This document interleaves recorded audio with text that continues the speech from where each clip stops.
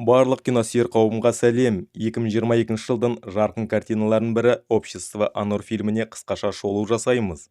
Хан кино каналы сіздермен бірге. Арнада тек қана үздік фильмдер мен сериалдар. Арнаға жазылыңыз, және сіз әрқашан не көру керектігін білетін боласыз. Вы предлагаете мне спать с вами? Танысыңыз, Хонор Роз. Кітап деген бір ғана нәрсені құрметтейтін түлек. Поп идолдарды жақсы көреді. Әлеуметтік желілерді жүргізу, мектептің ең танымал қыздары Эмма мен Талимен достығы, жолы болған жоғарғы сынып оқушылардың тобында болу үшін жасалған фейк қадам.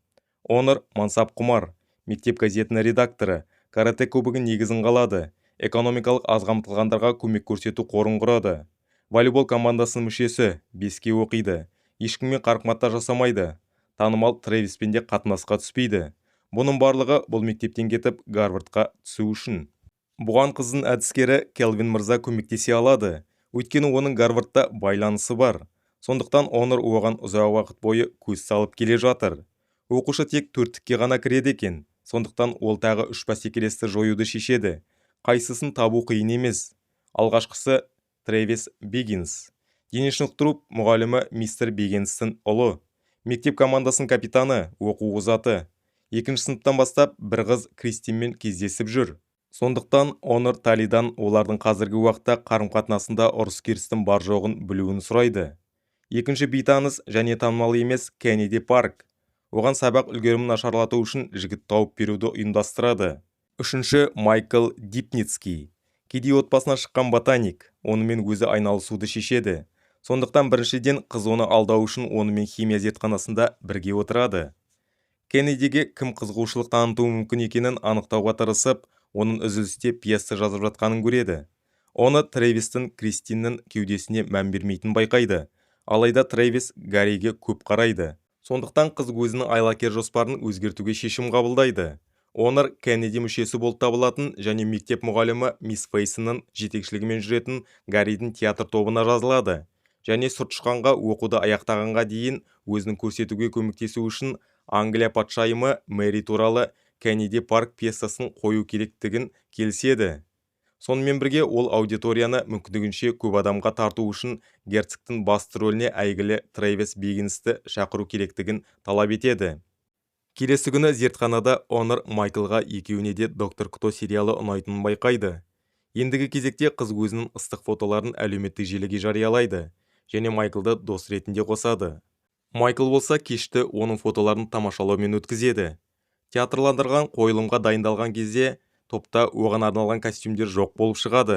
Сонда Кеннеди барлығына костюм тіге алатынын айтады. Онордың оқуы туралы сұрағанына ол пьеса ол үшін маңыздырақ деп жауап береді. Нәтижесінде студент маңызды эссе жазуға уақыт таппайды және осылайша оған қатысты Онор жоспары іске қосылады. Майклдың оқу үлгеріміне қатысты проблемалар жоқ. Сондықтан қыз кешке үйге келіп химиядан көмектесуді сұрайды. Бұл жағдайда Онор барынша ашық киініп жігітті айналдыруды көздейді. Алайда кенет ол қыздың химияны онсыз да жақсы білетінен хабардар екенін айтады. Жалпы ол оның ақылын мақтайды. Содан кейін оған қызметші күнделігі ұнайтыны және де ол да тезірек мектептен кеткісі келетін белгілі болады. Бұл ретте жігіт жанұясы туралы сұрақтан қолынан келгенше жалтарады. Бұл қызды алаңдатады. Ол Тали мен Сэмге пьеса репетициясына барған кезде Майклдың соңынан андуды сұрайды. Онда Трэвистің сахнада сәтсіздікке ұшыраған серіктес жұлдызы Гарри уақытша ауыстырылады. Олардың жабысып тұрғанын ұлына жаттығуға келген жігіттің әкесі Беггин мырза көреді. Акустикалық камералық хиттерді жасауға тырысып жатқан Келвин мырза Онорды оның қойылымына келуге өтінеді және қыз келіседі. Барда кураторлардың өнер көрсетуі кезінде бір жігіт оған подкат жасайды. Онор одан ұйықтататын дәрісін тартып алады. Содан кейін ол таблеткалардың бірін Келвин мырзаның сырасына лақтырады. Майкл Онордың үйіне келгенде оны колледжге жіберуге ақшасы жоқ патронатты отбасында тұратын мойындайды. Сондықтан болашақта шәкіртақы алу үшін көп оқиды. Гарримен тағы да бір репетициядан кейін Трэвис пьесаның оны баурап алған соншалық, енді ол Гарвардтағы бағалары туралы ойламайтынын айтады. Алайда қазір ол әкесін сахнада көргенін құптамайтынына алаңдайды. Сонымен қатар сүйіктісіне қыздардан гөрі ұлдар ұнайтынын қалай айту керектігін білмейді. Онор оған бәріне ашық болуға кеңес береді. Онор Келвин мырзаның кеңсесіне барады. Келвин мырза Кеннедиді оқу үлгерімін нашарлағаны үшін ұрсып жатыр. Бұл оның Гарвардқа түсуіне көмектесуді қиындатады. Дегенмен тіпті Кеннеди Гарвардқа түсуден бас тарта бастайды. Ол өзін тапқанына көмектескені үшін Онорға рахметін айтады.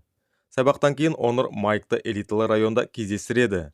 Ол осында тұратынын жиі қиялдап, жылдар бойы аңдып жүрген үйдің кілті қайда екенін біледі және Онорды үйге кіруге шақырады. Олар әртүрлі бөлмеде көңіл көтереді. Содан кейін Майкл Онорды сүйеді.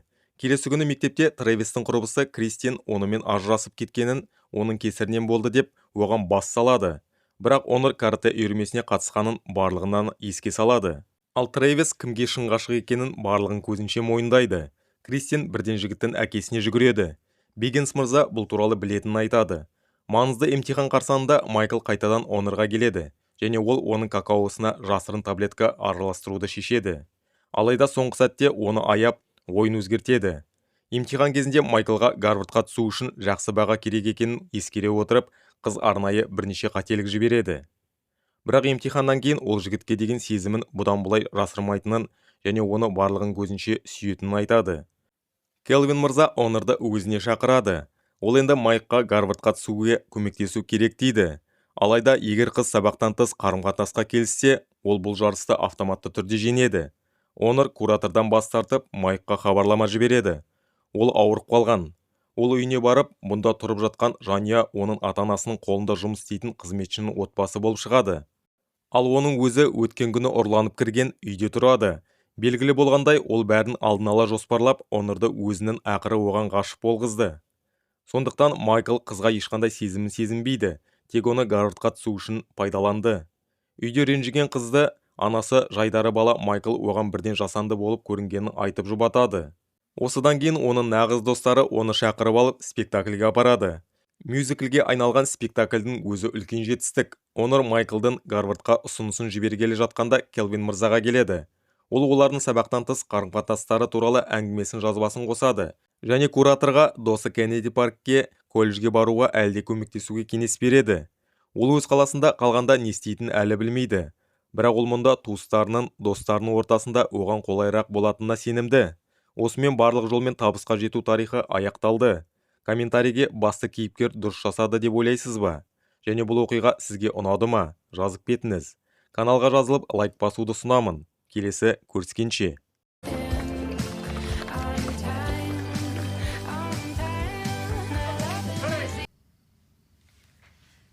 Что?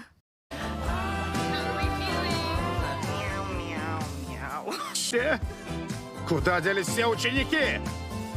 Грёк, как говорил Кенни Роджерс,